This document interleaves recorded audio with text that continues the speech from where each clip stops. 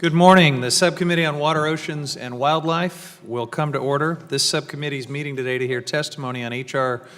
2245, the Cecil Act. Under Committee Rule 4F, any oral opening statements at the hearing are limited to the chairman and the ranking member, the vice chair and the vice-ranking member. This allows us to hear from our witnesses sooner and helps members keep their schedule. Therefore, I ask unanimous consent that all other members' opening statements be made part of the hearing record if they are submitted to the subcommittee clerk by 5 p.m. today or the close of the hearing, whichever comes first. Hearing no objection, it is so ordered. One other bit of housekeeping. I'm told that votes are expected in about 30 minutes. So that will interrupt our hearing this morning. We will recess for those votes, and then we will come back as soon as we can get that vote series finished. So I apologize for the inconvenience, but sometimes that's the way we have to do things around here. All right. Well, good morning. Thanks to everyone for joining us to discuss international trophy hunting today. Trophy hunting, needless to say, can be an incredibly divisive issue. For many Americans, it can be deeply disturbing to see photos of hunters posing with slain lions, elephants, or other charismatic animals. Many believe that exotic animal trophy hunting, typically done by extremely wealthy individuals, is different in character than the responsible, sustainable hunting and angling traditions that are so widely embraced in our country. Even within the sportsman's community, trophy hunting elicits mixed feelings, especially the practice of trophy hunting for vulnerable and threatened wildlife species that are facing extinction. Yet that is often the most sought-after thrill for trophy hunters who pay 5 or 6 figures to kill vulnerable and threatened animals like lions. Trophy hunters claim that by paying those large amounts of money that ostensibly goes towards conservation, they're actually helping the endangered animals that they kill. Whether that brand of pay-to-kill conservation actually works is debatable. It's something we'll examine more closely today as we discuss Chairman Grijalva's bill, the Conserving Ecosystems by Ceasing the Importation of Large Animal Trophies Act, or the Cecil Act for short. It is named, of course, for the lion killed in Zimbabwe in 2015 by an American trophy hunter. The Cecil Act would protect species from trophy hunting import licensing at the time that they are proposed for listing under the Endangered Species Act, and this is to prevent a rush to hunt those proposed species. It would require that the Fish and Wildlife Service go back and analyze, with input from the public, whether trophy imports to the U.S. actually enhanced the conservation of the species in the country where they were hunted. This is the claim trophy hunters make, so let's verify it. And let's make sure the appropriate political and conservation safeguards are in place before allowing importation of endangered and threatened animal trophies. If trophy hunters want their hunts to actually support conservation, they should support this to make sure their community and U.S. wildlife officials are not being bamboozled by corrupt operators or lax practices in these countries. In addition to requiring these safeguards, the bill directs the GAO to determine whether trophy hunting in foreign countries actually contributes to wildlife conservation. It asks the GAO for recommendations for reforms to the industry.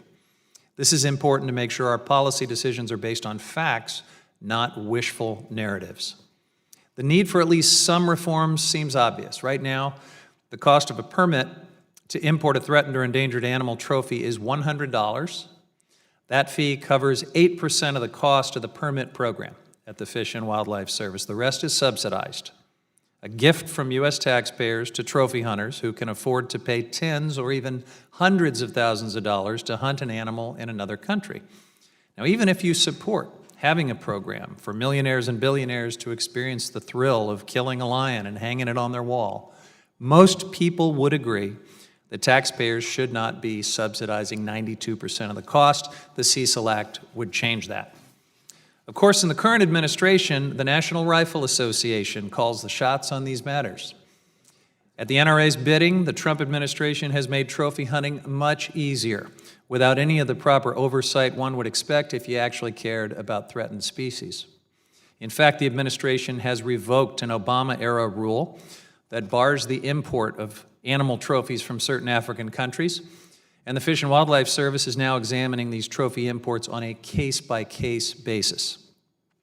Not only has the administration loosened trophy hunting standards in a way that weakens protections under the ESA, they've also created a sham advisory committee, the so-called International Wildlife Conservation Council, whose mission explicitly requires it to promote trophy hunting. And they packed the council with trophy hunting enthusiasts, NRA representatives, celebrated trophy hunters, and advocates from trophy hunting organizations. Guess who isn't on the advisory committee? Wildlife biologists. Clearly, the administration doesn't consider itself bound by the Federal Advisory Committee Act, which requires that committees like this be, quote, fairly balanced in terms of the points of view represented, and, quote, not be inappropriately influenced by the appointing authority or any special interest. Yeah, the law requires that. The Cecil Act would eliminate this sham advisory committee. For those who say trophy hunting promotes conservation, let's at least make sure it's done right, with peer-reviewed science, through oversight to prevent corruption or harm to local communities, and above all, with conservation in mind. That, in a nutshell, is what the Cecil Act does. If we're going to have a government-sanctioned program for importing endangered animal trophies, we have the responsibility to make sure that hunting is conducted in an honest, verifiable, sustainable, and ethical way. The Cecil Act takes important steps in that direction. With that, I will turn it over to the ranking member for his opening comments. Thank you, Mr. Chairman. We meet today to consider H.R. 2245 that attempts to severely constrict the importation of animal trophies in an attempt to discourage trophy hunting. As we will hear from the nations directly affected, the practical effect of the bill will remove the incentives to preserve endangered species on the African continent. Now, I have a confession to make. I am not a hunter. I don't understand its appeal. I never have. This isn't a moral judgment. I don't understand the appeal of stamp collecting either. It's just not my thing. And as a consumer, I happen to really enjoy steak and hamburgers, but I don't think I could ever slaughter a cow.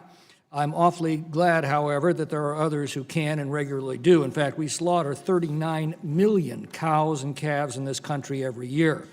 They should be on the endangered species list because at this rate, cows should be extinct in this country by next year. Yet we never seem to run out of cows and calves. And that's because they have value. And that value is what provides the incentive to breed them and care for them. The danger occurs when we run afoul of what economists call the tragedy of the commons. If no one owns them, then everyone has a perverse incentive to overuse them. In those cases, regulation becomes an important part of sustainability. Too many takings and the species can become threatened with extinction. But also, too few takings can doom a species to morbid overcrowding and overpopulation, which nature then regulates quite brutally through disease, starvation, and mass die-offs. Now, my concern with this bill is that it doesn't make these distinctions. I understand the passions behind it, but as Benjamin Franklin warned, passion governs, but she never governs wisely. So in this case, I wish we'd pay attention to the governments of Zimbabwe, Tanzania, and the other African nations in whose affairs we are meddling. As they will tell us, they highly depend upon healthy animal populations for a significant part of their economic development and revenues. They have every incentive to protect these populations and have extensive programs to do so. As they will tell us, regulated trophy hunting is a central part of that equation and a major source of the incentives and revenues they need to maintain these populations. If we collapse trophy hunting, we destroy the very incentives and revenues that underpin their conservation efforts.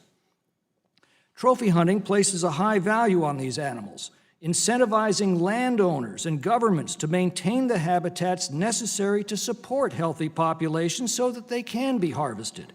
If we collapse trophy hunting, there's no incentive to maintain these habitats. Trophy hunting produces major revenues for these governments to support their conservation programs. This bill would cut off those revenues. Where trophy hunting is legal and regulated, the incentives to combat illegal poaching are immense. Illegal poaching is a direct threat to the commerce generated by legal hunting. If we collapse legal hunting, the economic incentive to combat illegal poaching collapses along with it. Because trophy hunting is legal, it can be monitored and regulated to assure the sustainable management of these populations for all time. If we make the trade of trophies illegal, we forfeit our ability to regulate this trade and instead give it to the underground market. At the same time, we promote poaching as a more viable alternative to regulated and licensed takings. The colonial attitude toward Africa has always been that we in the West know better than the African nations of what's good for them. On that basis, the American left has sought to deny them cheap energy sources necessary to lift them out of poverty, and on that basis, it would catastrophically disrupt the extensive African conservation practices that are contributing to a sustainable development of their natural resources. Mr. Chairman, please listen to and respect the government of Zimbabwe, speaking for 23 African nations that depend on hunting for their conservation programs and their economic development, when that government tells us, quote, progressive countries like the United States are expected to play a leading role in promoting activities that benefit conservation and humanity rather than enacting laws that will prejudice other sovereign countries like Zimbabwe of our benefits from good conservation practices. When we do well in conserving wildlife, we do not expect to receive penalties and punishments from our most important trade partner, the USA. Don't you think that by enacting the proposed Cecil Act, which is based on unrealistic and philosophical ideologies, is disempowering governments and local communities? Indeed, that will be another form of violating our human rights. And with that, Mr. Chairman, I'd like to note the presence in the audience of Sylvester Muchila, who is here representing the Republic of Namibia, who will, I believe, holds views similar to those that will be discussed by the representative from the government of Zimbabwe. I'd also ask unanimous consent that our colleagues, the Dean of the House, the honorable gentleman from the great state of Alaska, Congressman Don Young, as well as the gentleman from Georgia, Congressman Austin Scott, be allowed to sit with the subcommittee and participate in the hearing. Without objection, and welcome, sir, to our subcommittee. We will now begin our testimony, starting with the sponsor of the Cecil Act, Chairman Raul Grijalva. Chair Grijalva, thanks for being here today. The next 5 minutes is yours. Thank you, and good morning to everyone, and to you, Chairman. Thank you very much, Chairman Huffman. I appreciate this hearing very much, and all the work that this subcommittee has done in terms of bringing up very, very good legislation, and I appreciate your work and the work of the staff. You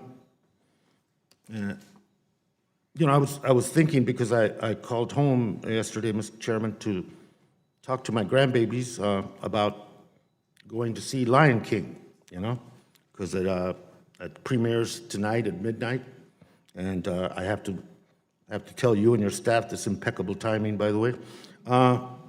And I said, you know, wait for me. I think we're going to get a break, and we'll go see the movie together. They wouldn't wait, and so I guess I'm going to see that one by myself. It's The Lion King, Beyonce, her Beehive. I may, you know, I mention that, Mr. Chairman, because I think I may suggest that to the opponents of the Cecil Act, like the NRA, that it would behoove them, with its declining membership, with its brutal internal strife that's going on and litigation, and with its declining revenue, that on this particular issue that the American people overwhelmingly support, and even more so in the near future, that they tread lightly. To the Safari Club International, who one of their former principal lobbyists is now Secretary of Interior, I would suggest to them that they tread lightly as well. It's not just about public opinion, but we worked hard on this piece of legislation, and we invited the Department of Interior to testify on this bill. They declined the invitation. One can conjecture some reasons for that denial, but maybe it's in a very rare occasion where I can say I agree with the guy, that when the president called trophy hunting a horror show, maybe they disagree with that position of the. And perhaps NRA and Safari Club International, their foundation, one of the both big proponents, felt that it wasn't appropriate for Interior to be here and to give testimony to this committee. When I introduced the first Cecil Act in 2015, at the time, lions were only proposed to be listed under the Endangered Species Act. So there was no policies in place to ban the importation of lion trophies to the United States. So we had a situation where the science was saying lions are in trouble and in need of protection, but our policies and regulations were lagging, to say the least. So that bill banned trophy imports of species that are proposed to be listed. That is the change while the rule is being finalized. In addition, after Cecil was killed, the committee published a report, minority at that time, to assess the impacts of trophy hunting on efforts to conserve threatened and endangered wildlife in some African countries. The report found that while it was possible for a sport-hunted trophy import to meet the Endangered Species Act standards to enhance the species, the bar needs to be set higher. Regulatory loopholes exist, trophy import fees are far too low, and more needs to be done to ensure that trophy hunting does benefit conservation. After our report was released, and Donald Trump became the president, rather than taking those recommendations for any kind of consideration, it came as no surprise that the administration put forward a number of new harmful policies. So we went back to the drafting table, and the version of the Cecil Act, based on findings of the report, and seeks to right many of the wrongs of this administration. The administration's policy on trophy hunting are representational of an overarching foundational problem we have seen from this administration. Not only is it another handout to the NRA, they are anti-science and benefit the extremely rich to the detriment of most Americans who care about wildlife. You know, if science has suddenly become an ideology, I will plead guilty. I know we all hear claims today that trophy hunting benefits conservation. Let me be clear, pulling a trigger I don't think equals conservation. And if those folks claim trophy hunting can actually lead to positive conservation outcomes, okay, let's qualify and quantify what those outcomes are, including the political and scientific frameworks that make conservation successful. That's the core of the Cecil Act, simple as that. If we're going to do any trophy hunting, we've got to use the highest standard to ensure that we are protecting threatened and endangered species. With that, thank you very much for the hearing, Mr. Chairman Huffman, and I yield back. Thank you, Chairman Grijalva. I will now introduce our witnesses for the panel today. Our first witness is Ms. Iris Ho. She is the Wildlife Program Manager at Humane Society International. Next, we'll hear from Dr. Craig Packer, Professor and Director of Lion Research at the University of Minnesota. Following him will be Ms. Ellie Pepper, the Deputy Director of Wildlife Trade at the Natural Resources Defense Council. Next, coming all the way from the University of Queensland, we have Dr. Mucha Makono, I hope I got that right, Doctor, who is a research fellow there. Thank you. Then we'll hear from Ms. Catherine Semser, a research fellow at the Property and Environment Research Center. Finally, from the government of Zimbabwe, we will hear from Ms. Patience Gandiwa, who is the Executive Technical Advisor of the Zimbabwe Parks and Wildlife Management Authority. Let me remind all the witnesses that under committee rules, they must limit their oral statements to 5 minutes. When you begin your testimony, there will be a green light. At the 1 minute point, it will turn yellow to give you a cue that it's time to begin wrapping up. And when your 5 minutes is expired, there'll be a red light, and I will ask you to conclude. Don't worry if you can't get your entire statement in. The entire written statement you've submitted will appear as part of the hearing record. And I will also allow the entire panel to testify before we bring it back to the members for their questions. So with that, the chair now recognizes Ms. Ho for her testimony. You're recognized for 5 minutes. Thank you, and good morning, Chairman Huffman and committee members. My name is Iris Ho, representing the Humane Society of the United States, Humane Society International, and the Humane Society Legislative Fund.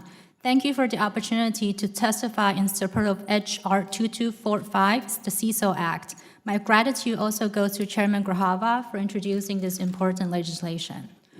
4 years ago this month, Cecil was lured out of Hwanghae National Park, shot by an American hunter with an arrow, suffering 10 agonizing hours before the hunter finished him off the next day.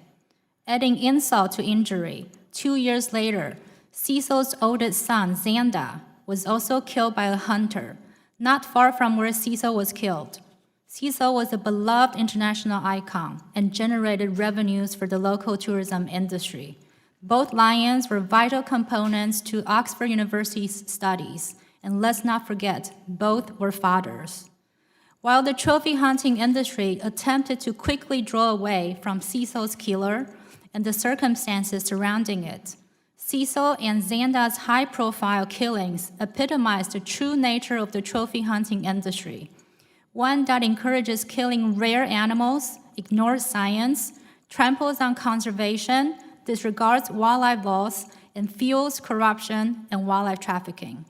Hunting quotas are often overshot, not based on science. They lack independent reviews.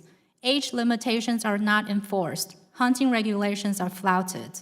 Trophy hunters don't kill for conservation. They kill for bragging rights, for fun, and for obtaining an animal trophy to display their conquest at home.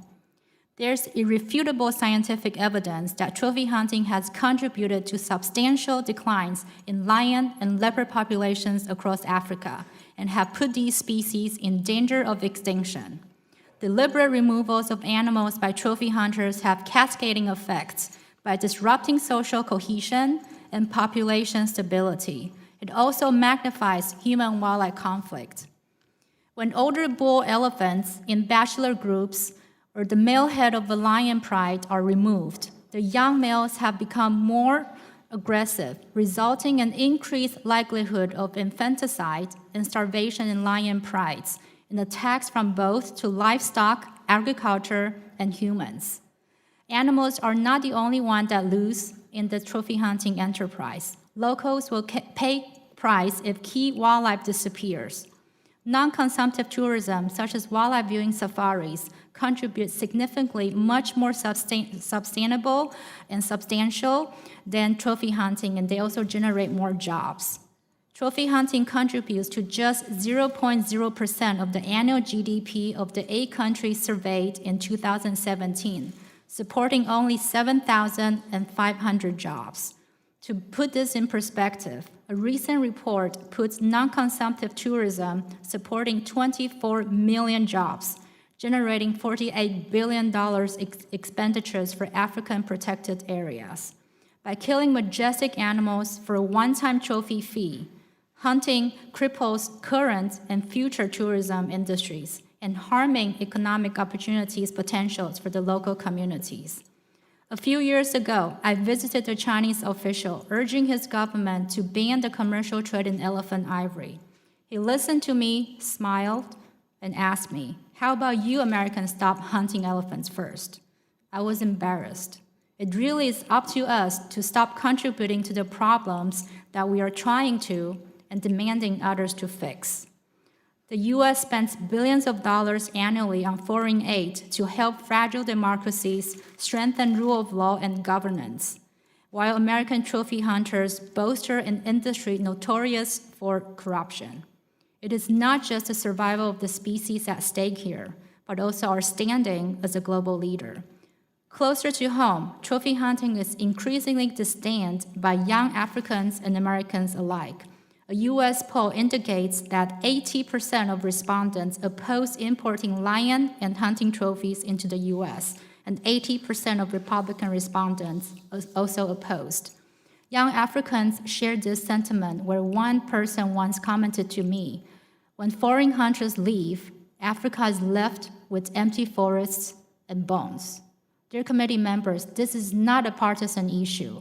It is time that we rid the United States of the disgraceful reputations as the world's most prolific trophy hunters.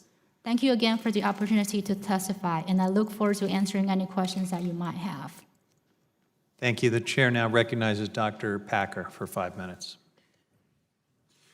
Chairman Huffman, Ranking Member McClintock, and distinguished members of the subcommittee, thank you for inviting me to participate in today's hearing. It is a great honor to appear before you to share my experience as director of the Lion Research Center at the University of Minnesota. I have worked in Africa for over 40 years. My research directly led to changes in wildlife policy that imposed an age minimum for lion trophies in Botswana, Mozambique, Tanzania, Zambia, and Zimbabwe. I represented the United Republic of Tanzania as part of their delegation to CITES in 2004, and I was also asked by the Tanzanian government to analyze their CITES records so as to measure the impacts of past hunting practices on lion offtakes. I assembled most of the data on lion population status across Africa that led to the current red list status of lions at IUCN, and I advised U.S. Fishery and Wildlife Service during their deliberations to list the African lion as threatened or endangered. Much of Africa's wildlife estate has long been the purview of the sport hunting industry. However, there continues to be a dramatic loss in wildlife numbers across the continent. While sport hunting was seen as the best way to protect the lesser visited areas, hunting revenues have not succeeded in protecting elephants, giraffe, rhinos, cheetahs, or lions, all of which have suffered enormous losses in the past 30 years. But this is not to say that sport hunting should be banned. It is in desperate need of reform. Sport hunting has been demonstrably successful in protecting wildlife in the community conservancies of Namibia and privately run wildlife reserves in South Africa and Zimbabwe. Botswana's hunting ban in 2014 was ill-advised and counterproductive and has recently been reversed. But in Mozambique, Tanzania, and Zambia, the government-run hunting reserves have been poorly managed. And currently, at least a sixth and as many as a half of the hunting blocks in these countries remain unclaimed, with the risk that the land will be removed from the wildlife estate as there is no alternative to sport hunting in these areas.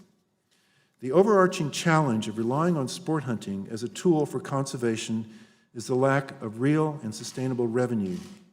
The costs of effective lion conservation are between $1,000 and $2,000 per square kilometer per year, whereas trophy fees for lions are less than $25,000 per animal, and the hunter only pays if his hunt is successful. Thus, Tanzania, for example, needs to raise at least $300 to $600 million a year in hunting revenues that goes to the government to cover the operation costs of conserving their hunting blocks. Yet fewer than 100 lions are harvested every year, and the overall shortfall in hunting revenue is between $250 and $500 million every year. The fees for all the most important trophy species like lions, elephants, leopards, and Cape buffalo should be significantly increased, perhaps by as much as sixfold to even come close to covering the costs of protecting their natural habitat. Thus, while sport hunting has indeed provided some much-needed funding to conserve a few selected areas, it is not enough to protect vast swaths of wildlife habitat. About 1 million square kilometers of lion habitat still exist across all of Africa, but more and more hunting blocks are lying unclaimed, and the growing demands of a rapidly expanding human population will soon be overwhelming. By the year 2050, human population densities in sub-Saharan Africa will be the same as in India today. Similarly, opponents of sport hunting have offered no alternative mechanism for raising the necessary funding to protect these areas. New approaches are urgently needed. As to the specifics of H.R. 2245, several aspects of the bill make good sense. The requirement for transparency and clear evidence of positive conservation impacts from sport hunting are long overdue and should be welcomed by conservationists and sport hunters alike. However, I have concerns about Section 3.4, which may not allow the possibility of reform in Tanzania, Zambia, and Zimbabwe. Without meaningful incentives to reform, these countries could well lose even more wildlife habitat. The U.S. government has few levers to pull, and a permanent ban would remove one of them. We need for all hunters and conservationists to work together to protect these species and their habitat. And with that, I thank you very much. Thank you, Dr. Pecker. The chair now recognizes Ms. Pepper for 5 minutes. Thank you for the opportunity to testify today on the Cecil Act. My name is Ellie Pepper, and I'm the Deputy Director of International Wildlife Conservation for the Natural Resources Defense Council, or NRDC. NRDC is a national nonprofit environmental organization with more than 3 million members and online activists working to protect the world's natural resources, public health, and environment. The Cecil Act's requirements are critically needed and long overdue. When trophy hunting began, wildlife was seemingly plentiful, and we were unaware of the threats it would face in the future. Today, we know from sources like the recently released IPBES report that 1 million species face extinction due to human actions. One of the top drivers of this extinction crisis is direct exploitation, which includes trophy hunting and the international wildlife trade. In this context, trophy hunting of species threatened with extinction is ludicrous. Even more perplexing is that amidst this biodiversity crisis, the administration created an advisory committee to promote the antithesis of sound conservation policy and strike at the heart of the Fish and Wildlife Service's mission to conserve, protect, and enhance wildlife for the American people. The International Wildlife Conservation Council, or IWCC, was formed in 2017 to advise the Secretary solely on the benefits of international hunting. Similarly, the Council's charter instructs it to recommend ways to reduce protections for international species under the Endangered Species Act and CITES, no matter the circumstances, undermining the service's congressional mandate to protect species under these mechanisms and base conservations on science. The IWCC's pro-hunting mission also contravenes the public interest in sound wildlife conservation. Americans care deeply about wildlife, as shown by the public outcry when Cecil the lion was killed by a trophy hunter and when President Trump removed elephant import restrictions for Zambia and Zimbabwe. Also, a 2015 survey found that 86% of Americans, 75% of gun owners, and 65% of hunters oppose big game trophy hunting. The IWCC's membership is also very unbalanced. While conservation groups nominated staff to the IWCC, the Interior Department rejected them in favor of 18 advocates for trophy hunting, firearms, and exotic animal imports. For example, 8 council members are connected to pro-hunting groups and 6 are connected to firearms manufacturers or the NRA. One of the council's members is also a registered NRA lobbyist, despite the service's prohibition on lobbyists serving on advisory committees. If this weren't troublesome enough, the council's charter lacks provisions to moderate the influence of hunting interests on the council. For example, John Jackson, president of Conservation Force, participated in a council discussion on lifting the suspension of Tanzanian lion trophy imports, even though he routinely submits import permit applications. These issues are compounded by the IWCC's lack of transparency. Several meetings have not provided the required 15-day notice. The IWCC has prevented members of the public from addressing the committee and failed to produce documents prior to the meetings. The council and its subcommittees have also met in secret. To top it all off, the IWCC is illegal under the Federal Advisory Committee Act, or FACA, which is why we've sued to end it. FACA was enacted to curb the executive branch's reliance on secretive advisory committees, which special interests were using to drive federal decision-making outside public scrutiny. FACA requires that federal advisory committees be in the public interest, fairly balanced among competing points of view, and structured to avoid inappropriate influence by special interests. They must also make their meetings public and disclose all meeting documents. As explained, the IWCC flagrantly violates these requirements. The administration recently issued an executive order requiring agencies to terminate at least 1/3 of their advisory councils in situations including where the cost exceeds the benefits.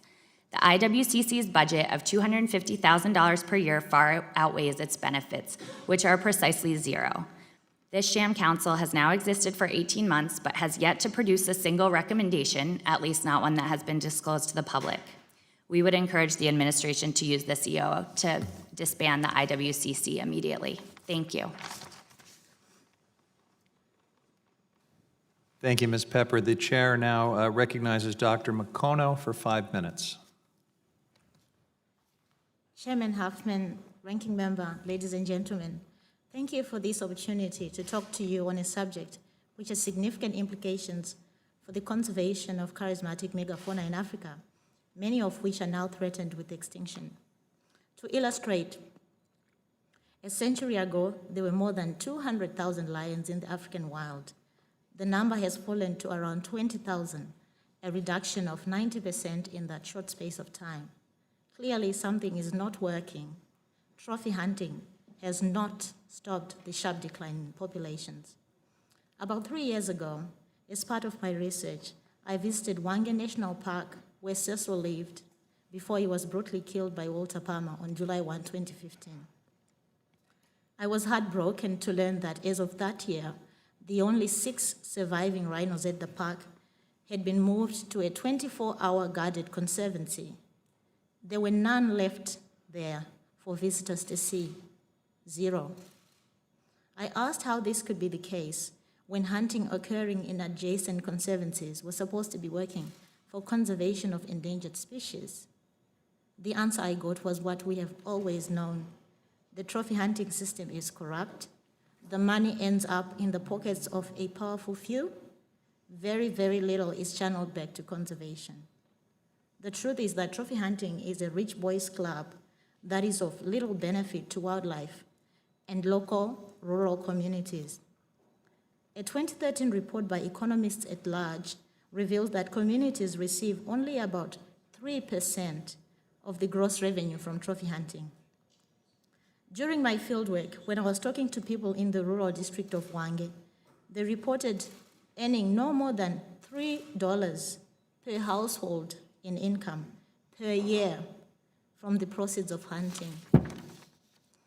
In a few cases, hunting revenues have funded the purchase of a communal grinding mill or the drilling of a borehole, but such cases are the exception, certainly not the norm. And even then, the benefits are token, to put it mildly, and the surrounding communities continue to live in abject poverty, despite decades of state-sanctioned hunting happening in their vicinity. It is incumbent on all of us who care about these majestic animals, lions, elephants, and others, to demand better from the relevant authorities. I believe the Cecil Act will help to send this message clearly. These beautiful animals are worth more alive than dead. I think of all the busloads of tourists who would have enjoyed seeing the charismatic Cecil at Hwange National Park to this day, had his life not been cut short. He should have had the opportunity to thrive for many more years and sire more offspring as nature intended. If megafauna should be killed in the name of conservation, at the very least, there must be clear and convincing evidence that the revenues will go towards tangible conservation outcomes. I regret very much the recent decision by President Masisi of Botswana to reverse the ban on hunting that was instituted by his predecessor, President Khama. We know that hunters often flout the relevant codes of conduct and regulations. They use baits to lure animals out of non-hunting protected zones. They shoot animals that fall below the required age threshold.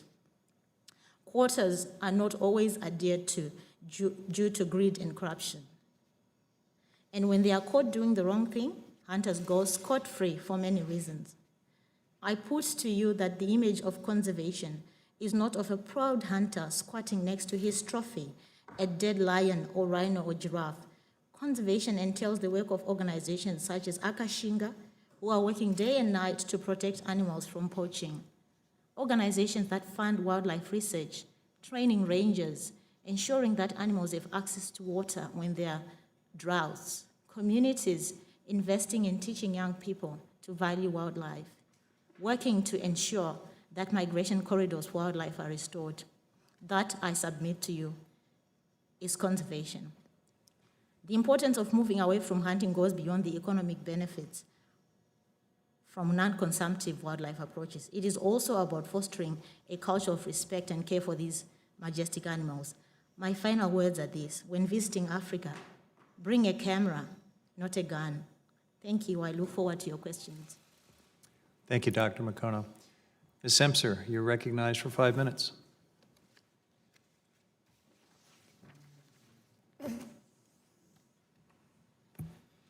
Mr. Chairman, Ranking Member McClintock, members of the subcommittee, thank you for the opportunity to testify.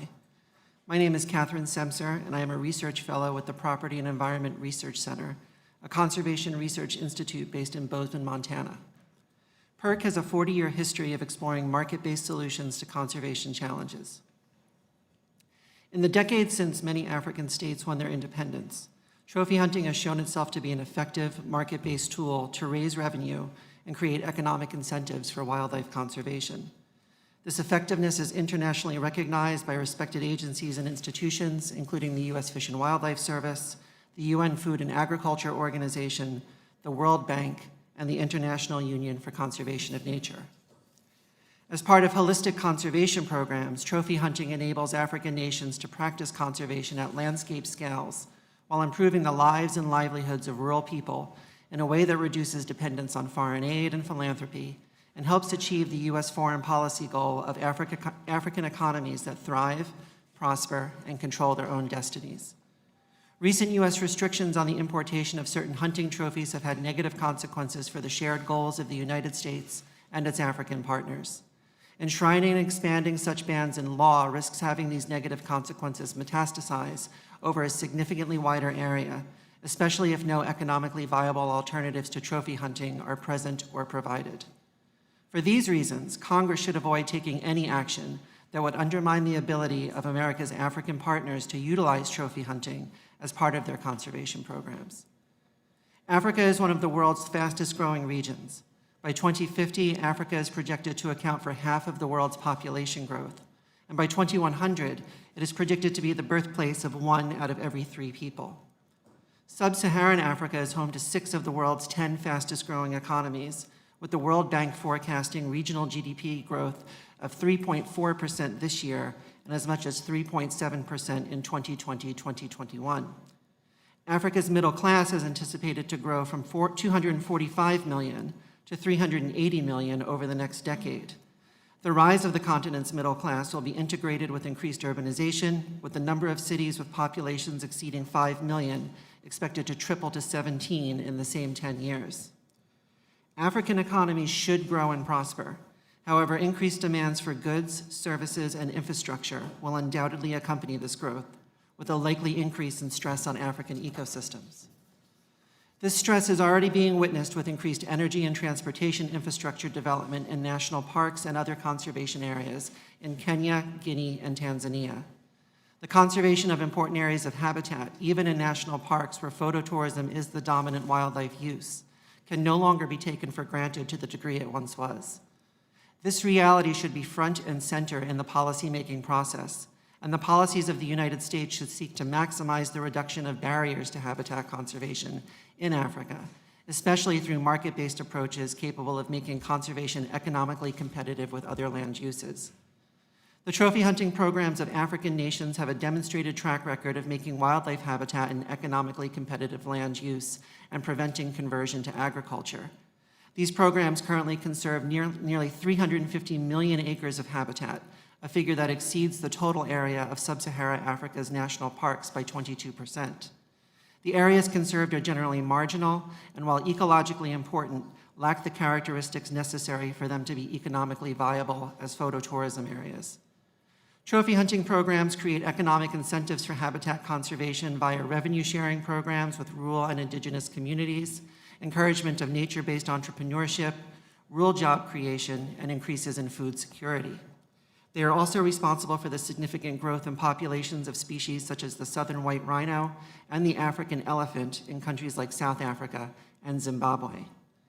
Negative consequences of bans on trophy hunting and the importation of hunting trophies into the United States have met with severe negative consequences. This includes reported national-level wildlife declines of as much as 88% and the dissolution of anti-poaching patrols that were funded with trophy hunting revenues. The increased barriers and restrictions the Cecil Act will place on U.S. participation in African trophy hunting markets can only be expected to allow these kinds of negative impacts to increase and expand in scale and intensity.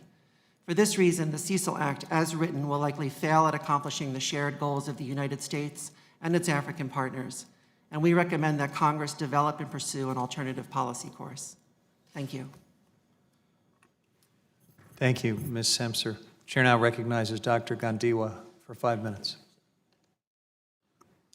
Thank you, Chair, and thank you for inviting Zimbabwe to also give its perspectives on this bill. The government of Zimbabwe is grateful for this opportunity that you have availed us to share our perspectives on the Cecil Act. We are deeply concerned about this bill as it is based on misleading ideas from those who are presumably doing conservation based on theory and not on practice. Zimbabwe has the second largest population of African elephant in the whole world and a growing population of African lion, which is an apex predator on top of this African savanna ecosystem. Trophy hunting is an important revenue stream for our conservation efforts in an area constituting more than 26% of Zimbabwe's total land area, both inside and outside the protected areas. Zimpax, which is the body that is mandated for conservation of wildlife in Zimbabwe, is not funded by the national fiscus since 2001 and have therefore self-reliant. Significant losses were incurred by Zimbabwe after 2014 when the US government enforced stricter domestic measures on the importation of sport-hunted trophies of lion and elephant, from over 5 million down to less than 2 million. Yet the costs of conserving these species are actually increasing, including the loss of human life through human-wildlife conflicts and battles with transnational organized crime. The bill jeopardizes the effective implementation of our strategic plan. I brought a copy with me here. Our National Elephant Management Plan, our Lion Strategic Management Plan, to mention a few. Without resources from the sustainable utilization of our wildlife, achievement of these conservation targets becomes a challenging issue, even for several other species as well. The proposed bill is not crafted in the spirit of advancing conservation efforts at grassroots level and is not in sync with the sound conservation policies of the range states concerned and the aspirations of the people living with such wildlife species. It is introducing fortress conservation principles which remove the economic value of the wildlife from the local people and governments. The bill also is an impediment to the basic human rights and sustainable development agenda, depriving our rural communities from the legal benefits of sustainable wildlife utilization under our Campfire program. Elephants and lions and other wildlife species are important ecological, cultural, aesthetic, economic assets for rural Africa. Wildlife-based initiatives from Southern Africa have demonstrated that sustainable utilization of these resources contributes significantly to habitat conservation and poverty alleviation. And the government of Zimbabwe is desirous to grow a wildlife-based economy. As far as the alleged colonialism or neo-colonialism claims are concerned, that has never been the case with our country and in Southern Africa. The United States of America and the supportive hunting community in USA have never been a colonial power in Zimbabwe, and such utterances are baseless and have no truth in them. However, the name of the bill itself, it leaves a lot to be desired. If it is really an inspiration from the story of Sisu the lion from Hwange National Park in Zimbabwe, we are aware that it has been made a famous lion in several media houses by those who are not making any meaningful contribution to the conservation of lions in Zimbabwe, making fortunes in millions of dollars for themselves. For the local people, it was just an ordinary adult lion. And it was not famous at all. Probably it was famous just to the researchers who were studying it. It is not in our culture from Zimbabwe anyway to give names to wildlife and personifying them like human beings. It's actually the other way around because we believe in having totems. Human beings can actually have the totem name of an animal, not the other, or not an animal having a name of a human being. The Sisu we know is in Zimbabwe's history is Sisu John Rhodes, who was an imperialist. Even under the Convention on International Trade in Endangered Species, the range states is acknowledged that the range states of the species concerned are the and should be the best protectors of their own wildlife. And CITES recognizes that well-managed and sustainable trophy hunting is consistent and contributes to the species conservation as it provides both livelihood opportunities for rural communities and incentives for habitat conservation and generates the benefits that can be invested for conservation purposes. It is a proven fact that where the economic value can be attached to wildlife and a controlled management system is implemented, favorable conditions can be created for investments and the conservation and sustainable use of the resource. Our people should benefit from the wildlife resources through utilization of both consumptive and non-consumptive tourism. There is no panacea or one-size-fits-all approach. There are limitations to what non-consumptive tourism can actually offer. We strongly believe in a holistic approach to conservation of these iconic species, and trophy hunting should remain in the toolbox of options and at our disposal and generating the much needed revenue, reducing our donor dependence with homegrown sustainable. Dr. Kandiwa, I'll ask you to please wrap up if you could. Thank you. And we need to secure habitat outside the protected areas. Seizing the importation of large animal trophies from Zimbabwe will not contribute in any way to the conservation of ecosystem. Therefore, the proposed Sisu Act is completely out of touch with the realities, fundamental realities of sustainable conservation of Thank you, elephants. Doctor. We're going to have Thank to you. leave it at that. You'll certainly have more opportunity to elaborate in the question portion, and your full written statement will be made part of the record. So I now recognize myself for 5 minutes. And I enjoyed the ranking member's opening statement. It was very thoughtful, but I found myself pushing back against one part of it, and that was this notion that the answer to concerns about extinction and wildlife conservation is this simple notion of assigning a value to the consumption or the killing of a particular species. I think at best that is a double-edged sword, because I immediately think about the times when value existed in a big way for the consumption or killing of certain animals, and things didn't go so well. I think about the market hunters at the turn of the previous century who certainly saw the value in killing migratory birds, but that's what forced us to organize the modern conservation movement as Teddy Roosevelt and others realized that we were on a path to extinction for many, many iconic species. We've learned that lesson over and over again, that value plus greed or corruption or lack of enforceable rules or institutions that we can count on is really a road to disaster, whether it's shark finning or market hunters and migratory birds or some of the iconic endangered and threatened animals we're talking about here today. But I want to start by talking about this idea of dollar value as a conservation tool. And Dr. Packer, some of these animals, the value seems a little low that's been assigned to trophy hunters when you consider the conservation status, the sheer cost of maintaining some of these wildlife refuges with very little support from government. So let me invite you to speak about this. Are the fees that trophy hunters currently pay enough to justify killing the animals? And can you elaborate, if we are going to rely on this tool of valuing the consumption or killing, what's a realistic value? Thank you, Chairman. That's an excellent question, and I am forever amazed at how low the trophy fees are for lions. Zambia, for example, the trophy fee for a lion is less than $12,000. And I know that in North America, in some of our states, that when we have hunting tickets for, say, bighorn sheep, those prices be far higher, and those are for sheep. And with lions, they're about as rare now as rhino. So the reason for the price being so extraordinarily low, I think, is to some extent a legacy of the kind of, well, in some countries, the wildlife authorities are meant to be regulating the industry, but the local culture would say it's the industry is regulating the country's wildlife authorities. And so partly there's been competition between countries. So if Tanzania threatens to raise its hunting fees to $25,000, then the hunters will say, oh no, Botswana, their prices are lower. So that's part of it, is competition between countries and the history of very close ties between the industry and the regulators that are meant to get the money for the country, but often it doesn't go to the country, but to the regulator as an individual instead. The other problem, in particular for lions, is the canned hunting industry in South Africa, because it's easy to farm a lion if you have private property and access to an abattoir.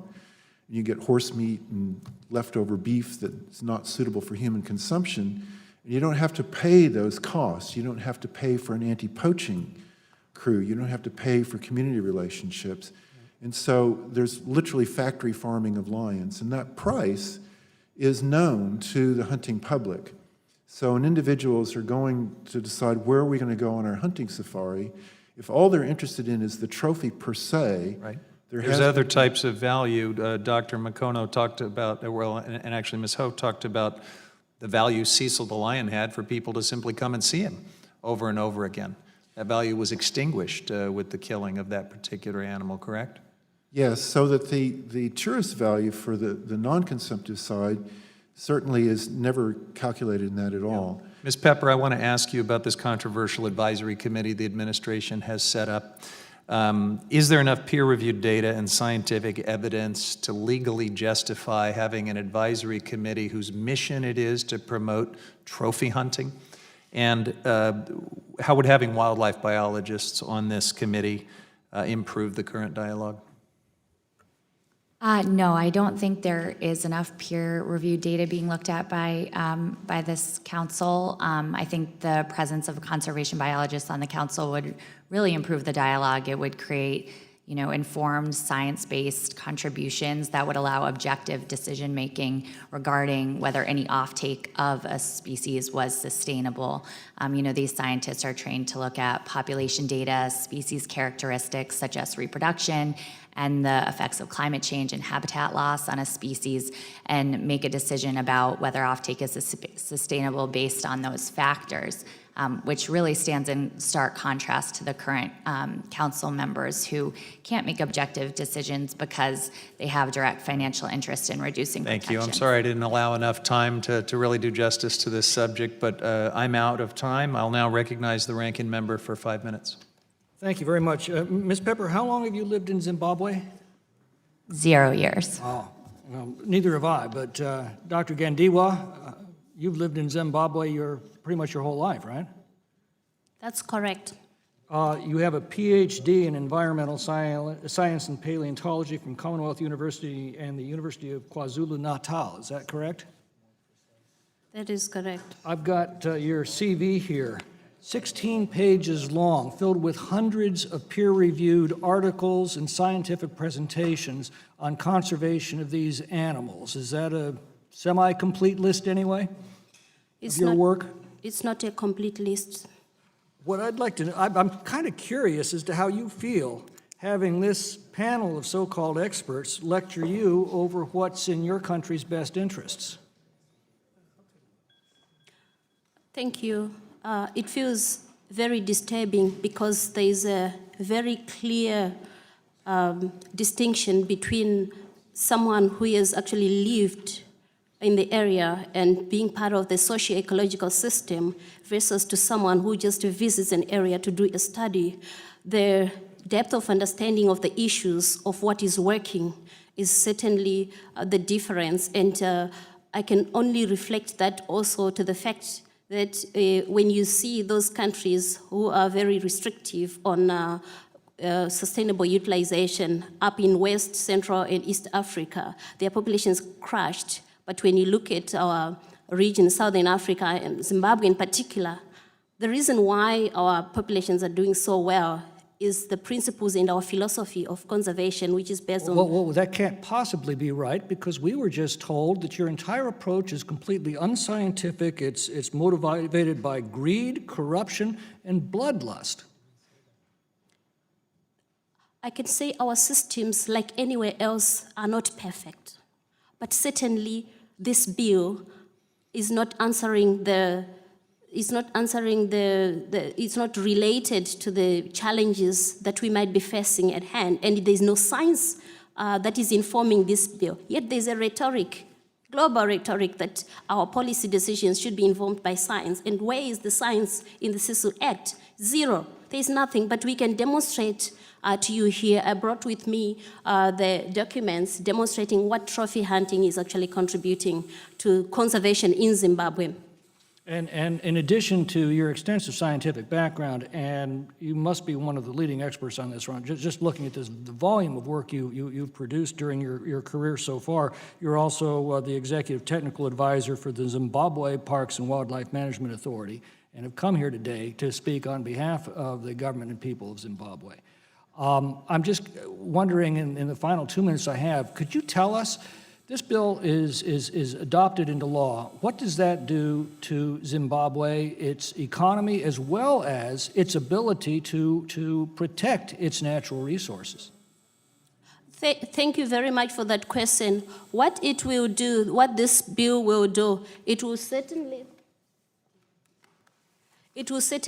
give us an inability to implement our fantastic management plan for elephants that I have with me here, which I've submitted to the committee as evidence, it will jeopardize our efforts to implement even our community-based natural resources management program and our reviewed CBNRM policy framework that I brought with me here. And it will also compromise implementing our five-year strategic plan for 2019 to 2023 that I've brought with me here as evidence to the committee, and even our Lion strategic management plan that I've brought with me here.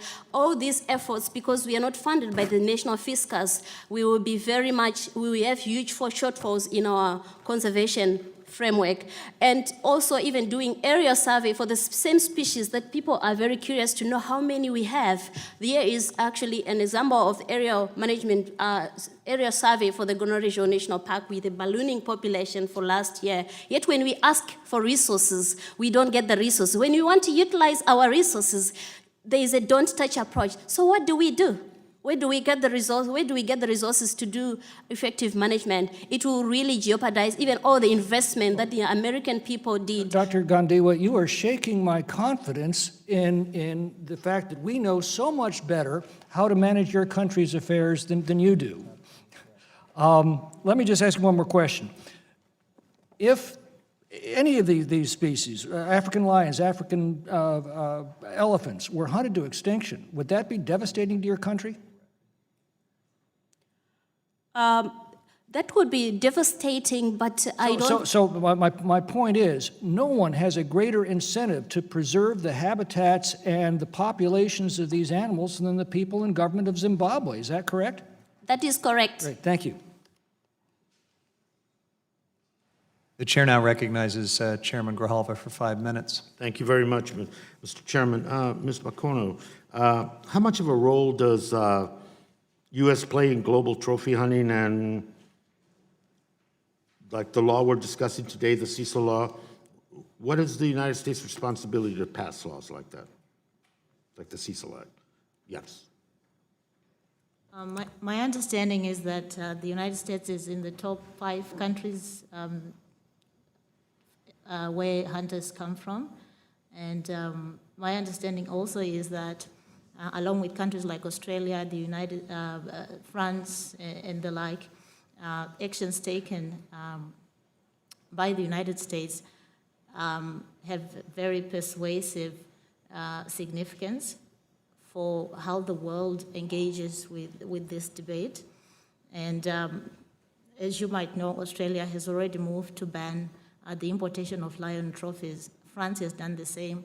Netherlands has done the same. So countries that are kindred spirits to the United States have already stopped the importation of lion trophies because the data does demonstrate that our numbers have drastically fallen. So my view is that the United States should follow suit as has been, to what has been done by countries that have similar values. Thank you. Ms. Ho, can you explain, I think, an important difference, the key differences between importing animal trophies on a nation-by-nation basis rather than a case-by-case basis, as the administration has decided? What are some of the consequences to that? And also, as part of that, is with this new method that the administration, is there enough transparency for the public to tell whether a species is being conserved or not? While I can appreciate some of the merits of a case-by-case approach, I think it might be problematic in the sense that it might result in rather arbitrary decisions as opposed to decisions that have consistency to them, where United States citizens and the world at large have a clear sense of what the position of the United States is. So my fear is that case-by-case approaches, in effect, will tend to produce very arbitrary actions. And thank you, Chairman Guajava, for the questions. And I agree with Dr. McConnell that since March 1st, 2018, Fish and Wildlife Service has decided to decide on trophy import decisions on a case-by-case basis. And essentially, they are making these important conservation decisions behind closed doors, shielding the public from any opportunity to provide input, including that from independent scientists. And these decisions, as I said in my earlier testimony, are of great interest to the majority of the American public. 80% of them, including Republicans and Democrats, oppose the importation of lion and hunting trophies. And it is within the agency's statutory duties and also legal obligation under the ESA as well as Freedom of Information Act to provide real-time information on the applications, permits, permit importations, and also enhancement findings to ensure that these decisions are based on science, are comprehensive, and also include the public input, including that of independent scientists. You know, Dr. Parker, whatever time I have left, the role, if you can comment on that, the role that corruption plays in, and we've heard it twice today from two witnesses, plays in the management of a trophy hunted species. Corruption has been implicated both in the field, where hunters are often out trying to obtain a trophy, and it may not be the first animal that they shoot may not be the most beautiful specimen, so maybe a better specimen is found later, and so a second animal is shot on the same license. Also, where the animal is shot may not be reported accurately. So those things happen in the field. And then there are currently supposed to be limits on the age that a lion can be shot. If it's too young, that's likely to be too disruptive to the population. And there's no way of knowing whether there's any kind of payments being made to allow underage animals to get through. The bigger issue has been block allocation in the past, so that friends of the people in the government are able to get access to the hunting blocks at a very low price, which is part of why everything is underfunded, is that there hasn't been an adequate financial assessment to how much these areas are really worth, and then obtaining that much money to cover the true cost of conserving them. Thank you, Doctor. Thank you. Yield back, sir. Thank you. We'll have to leave it there. The chair will go to Mr. Graves for what will probably be our final questioning. We will then recess and we'll be unlikely to adjourn, frankly, because these are last votes of the day, and I don't think we're going to get members back, so maybe we will just adjourn after Mr. Graves. Before we do that, I would like to request unanimous consent. I don't mean to be too provocative about this, but in light of the questioning with the witness from the Republic of Zimbabwe, I ask unanimous consent to enter a report from Transparency International from 2018, which examined corruption in 180 countries. That report shows Zimbabwe near the bottom in terms of the corruption index. So I'll ask unanimous consent to enter that in the record. Mr. Chairman, I'd also ask unanimous consent to submit the following documents in the hearing record: letters from the African nations of Tanzania, Zimbabwe, calling on the United States to consider the detrimental effects banning certain wildlife imports would have on their wildlife conservation goals. Letters from local organizations in the country of Namibia expressing severe concern with the ban on trophy imports and exports this bill would have on their communities. Multiple letters and statements in opposition of legislation under consideration from conservation groups, including the Congressional Sportsmen's Foundation, Association of Fish and Wildlife, agencies, Safari Club International, Dallas Safari Club, Theodore Roosevelt Conservation Partnership, and many others. A letter addressed to Chairman Grijalva and Ranking Member Bishop and myself from the International Union for Conservation of Nature, expressing concerns that the bill is not based on meaningful and equitable consultation with a range of state governments and indigenous peoples, and other support documents that underscore the conservation benefits of lawful big game hunting. Without objection. That was good, fast talking. You should do those disclaimers at the end of pharmaceutical advertisements. And then just one more unanimous consent to enter into the record a tweet by President Trump dated November 19th, 2017, which characterizes trophy hunting of elephants and other animals as a, quote, horror show. So without objection, all of that will be entered into the record. We'll now recognize Mr. Graves for 5 minutes. Thank you, Mr. Chairman. I want to thank you all for being here, particularly Dr. Makono, and I apologize if I mispronounced that, and Ms. Gandiwa. I know that extensive travel in order for you to be here. I appreciate the sacrifice that you made today. Ms. Gandiwa, just quick yes or no. If this bill were to come law, would it stop hunting in your country? It will not stop hunting in my country. Okay, thank you. Ms. Semser, a few questions. So you note in your testimony that the population of Africa is expected to just surge, and that I think you said that nearly 1/2 of the world's population growth is going to occur on the African continent over the next 30 years. These areas, regardless of your perspective of what actually happens in regard to the hunting or not hunting, this is conserving the land. And without these facilities being there, I expect with population growth, there's threat of development of these areas. Would you agree? I would agree, and I think we're already starting to see that happen in national parks in Kenya, Tanzania, and Ghana. Destroying habitat. I'm sorry. Destroying habitat. These nations that are subjected to the bill, Zimbabwe, Tanzania, and Zambia, they're as well as the U.S., they are signatories to the CITES Convention, correct? They are. How, under the obligations of the convention, what obligation do member states have to have dialogue with one another related to actions that a signatory country may take that would adversely affect the conservation objectives of others? Does that question make sense? It does, and I'm not an attorney, so I'd be happy to get you an Not an answer in attorney writing. spokesperson. But CITES does require, as a multilateral agreement, that parties do consult with one another. And I think we have to ask the question of what value is added bureaucracy in the United States above and beyond the CITES process.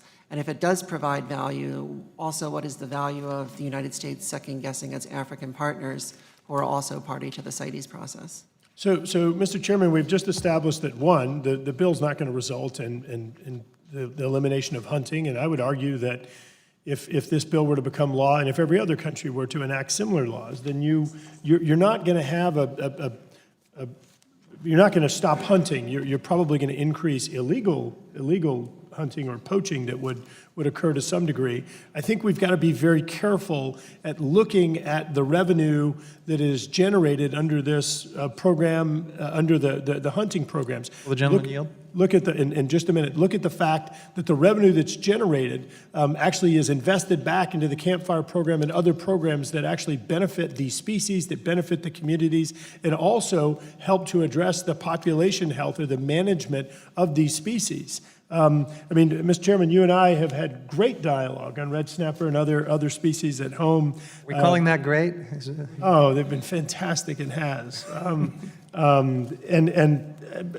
just think it's important that we recognize, look, I'm not a big game hunter, but it is a management tool in this case that actually adds to conservation activities, and I can't wait to hear what you have to say. No, it's just the gentleman's question suggested that you thought perhaps the objective of the bill was to ban hunting in these countries. I just want to clarify, it's not. This bill doesn't try to ban hunting at all, so it's not news that it would not end hunting. Sure, and thank you, and reclaiming time. I understand that you could make that suggestion, but I think that ultimately it would have a substantial impact on the industry, on the activities there, which then does have a substantial impact on the objectives of the Campfire program, on conservation activities, and on population health. And look, let's be clear, if this program is run properly, and I take note about the coming from Louisiana, it's important to note that every country and state can't be quite as ethical and as progressive as we are. But how many governors are in prison? Hey, you know what? Details, Mr. Chairman, details. Because actually, our last governor, he's out of prison. He's been released. I'm offended. But it is important to note that this does provide resources for the conservation managers, for the resource managers to be able to invest back into population programs, back into the economy that does lift, I think, the lives of many citizens of the country. Ms. Gandiwa, could you just pontificate quickly on the Campfire program and talk a little bit about what would happen if these activities were ceased in your country? The Communal Areas Management Program for Indigenous Resources, Campfire from Zimbabwe, the program will be negatively impacted, and it will be really unfortunate because the American people, through USAID, contributed significantly in the establishment of this flagship initiative. And from the 5 million in ranching revenue that I mentioned in my statement, approximately 2 million actually goes directly to local communities. And I have a document with me here with bank statements, which will show you what exactly specific activities and initiatives will be affected, and will risk losing wildlife habitat, of which the greatest amount of wildlife habitat, for example, in Zimbabwe, about 5 million hectares lies in communal areas. And what benefit will it be there for local communities to conserve wildlife habitat when the economic value of such wildlife that is roaming free and wild in their areas is removed? Doctor, thank you for your time. We're going to have to leave it at that. And Ms. Chair, I just want to ask unanimous consent to include the document she referenced in the record, just to help us see the benefits of the campaign. Without objection, we will do it. Always good to have Mr. Graves give the final word. And with that, this hearing is now wrapping up. I'm going to thank the witnesses for their valuable testimony. Thank the members for their questions. The members of the committee may have some additional questions for some of you, and we'll ask you to respond to those in writing under the committee rules. Rule 3.0, members of the committee must submit written questions within 3 business days following the hearing, and the hearing record will then be held open for 10 business days for your responses. If there's no further business, without objection, we stand adjourned. Thanks to you. I'll work for Congressman Graves. Do you have the document? Yes. Thanks.